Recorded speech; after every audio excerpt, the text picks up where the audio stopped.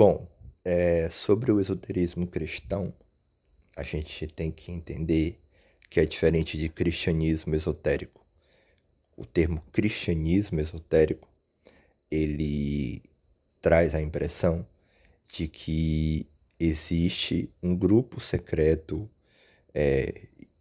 que pratica um cristianismo mais profundo e que eles são meio que institucionalmente herdeiros de um primeiro grupo cristão esotérico que seria, vamos dizer assim, um ensinamento que foi dado mais reservadamente aos apóstolos.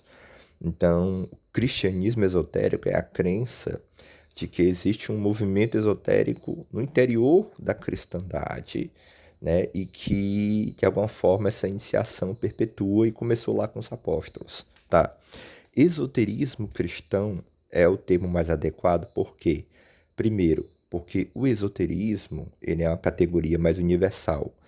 Em que sentido? Ele aponta para a ideia de uma iniciação espiritual por trás dos textos sagrados. Então, ele diz que por trás dos textos sagrados existem dimensões, camadas mais profundas, que muitas vezes não se referem a coisas externas, mas a questões da alma, o processo de redenção da alma, do pecado, etc. e tal. Então, esoterismo cristão, o que é o esoterismo cristão? É uma postura diante da mensagem cristã, mas uma postura que aponta para um viés mais universal, porque o esoterismo não é necessariamente uma religião, religião A, B, C ou D. Ele é uma espécie de religião filosófica, ou seja, uma religião que não que estaria ancorada, vamos dizer assim, na própria racionalidade imanente das coisas, né? Então, por exemplo, o hermetismo é uma religião filosófica, né? Por quê? Porque ali, quando você vai para o corpus hermético, você não vê eles defendendo uma religião específica, uma seita específica, um dogma específico. Vocês verem eles ali, Hermes principalmente, falando de uma religiosidade que é imanente ao próprio cosmos, né? Uma religiosidade da própria natureza, da própria realidade, né? Então, o esoterismo, e eu não canso de dizer isso, ele é uma religião filosófica e, ao mesmo tempo, uma filosofia religiosa. Por quê? Porque é um pensamento filosófico, sim, no sentido de uma ontologia, ou seja, de constituir um discurso a respeito da natureza do ser das coisas, mas que coloca o processo da religião como um processo que culmina e que realiza a tarefa ética da filosofia, né? Então, por exemplo, nós temos o Jâmblico. O Jâmblico, ele dizia que para você alcançar a finalidade ética, né, da felicidade, da eudaimonia, não bastava só uma vida filosófica, tinha que ter uma vida litúrgica, tinha que ter uma vida mágica, teúrgica, né? Ou seja, ele coloca a religião num patamar de uma espécie de impressibilidade ética, né? Ou seja, a espécie diz o seguinte: olha, as coisas não se realizam somente no âmbito da racionalidade, é preciso o êxtase da razão, é preciso o extasis da razão, né? E aí o que que acontece? Então, o esoterismo, de modo geral, ele é uma filosofia religiosa. Então, nós temos várias expressões de esoterismo. Nós temos a Cabala, que seria o esoterismo judaico. Nós temos o gnosticismo de Alexandria, que seria um esoterismo cristão primitivo. Nós temos, enfim, várias formas de esoterismo. O hermetismo, né?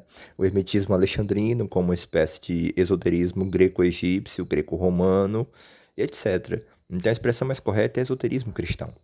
E aí, obviamente, nós poderíamos falar dos vários tipos de esoterismo cristão que apareceram ao longo da história. E aí entra a minha questão, né? Entra a minha tese, entra a minha pesquisa, vamos dizer assim, minha tarefa intelectual, né? O que me move, que é justamente dizer o seguinte: eu acredito ser possível, e aí quem fala agora sou eu, Anael Queiroz, eu acredito ser possível que nós possamos estruturar um pensamento esotérico cristão baseado, né, tendo como matriz, tendo como referência, tendo como aplicação, ou inspiração, ou fonte, a filosofia da religião do romantismo alemão. Então, eu penso que a filosofia da religião do romantismo alemão oferece elementos interessantíssimos para a gente estruturar um pensamento esotérico cristão coerente, filosófico, fundamentado e que seria uma espécie de, de possibilidade de uma vivência esotérica cristã, mas com aproximação da filosofia da religião do romantismo alemão. Sobretudo, quando eu falo romantismo alemão aqui, tá? Eu estou falando mais especificamente o poeta alemão Novalis e o filósofo do romantismo alemão, que era o Friedrich Wilhelm Schelling, que é o que eu pretendo estudar no doutorado, né? Então, eu sou apaixonado por Schelling e por Novalis. E aí o Novalis traz o tema da magia, né? O tema do idealismo mágico. E o quanto a ideia da magia é uma ideia também central para pensar a filosofia da religião do romantismo alemão, né? Embora Schelling não fale sobre magia, mas o Novalis, como poeta e também como filósofo, né, de certa forma, ele traz uma reflexão interessante sobre a ideia da magia, como se fosse um lugar onde o espírito contacta a natureza, né? Onde o espírito que está dentro de nós consegue tocar a natureza que está fora de nós, né? Então, se a nossa alma e o nosso corpo são aqui uma ligação entre o espírito e a natureza, então a magia é possível se o espírito consegue imprimir essa vontade da natureza. Você vai dizer, mas existe um abismo entre o espírito e a natureza. Não, não existe um abismo. Existe uma continuidade. Nós estamos aqui, né? Nós somos conscientes do espírito, de uma alma, de uma interioridade, de um pensamento, de uma consciência, e ao mesmo tempo somos conscientes do nosso corpo, né? E o nosso corpo, diante do absoluto, ele é uma extensão do universo físico, né? Então, se minha alma toca o universo físico a partir do meu corpo, ela poderia realizar a taumaturgia, né? Que é a alteração do mundo externo por meio da vontade. E aí trazemos essa ideia de uma síntese entre vontade e natureza. E aí entra o Schelling com a filosofia da mitologia, porque os mitos, né, como expressão desse estado onde espírito e natureza ainda estavam imbricados, né, onde o ser humano não via essa diferença, onde nosso espírito e a natureza não estavam ainda separados, como estão agora na consciência dialética, né? A mitologia, você percebe que o espaço da mitologia é um espaço mágico, né? A história é permeada de magia. Então, o que que acontece? Então, a magia seria, se fôssemos pegar aqui um pouquinho de Schelling com Novalis, a magia ela seria expressão dessa nostalgia do espírito e, portanto, a magia seria um lugar, né, uma ideia em que diz o seguinte, olha, a natureza ela não é um choque aleatório de átomos, a natureza é um espírito também.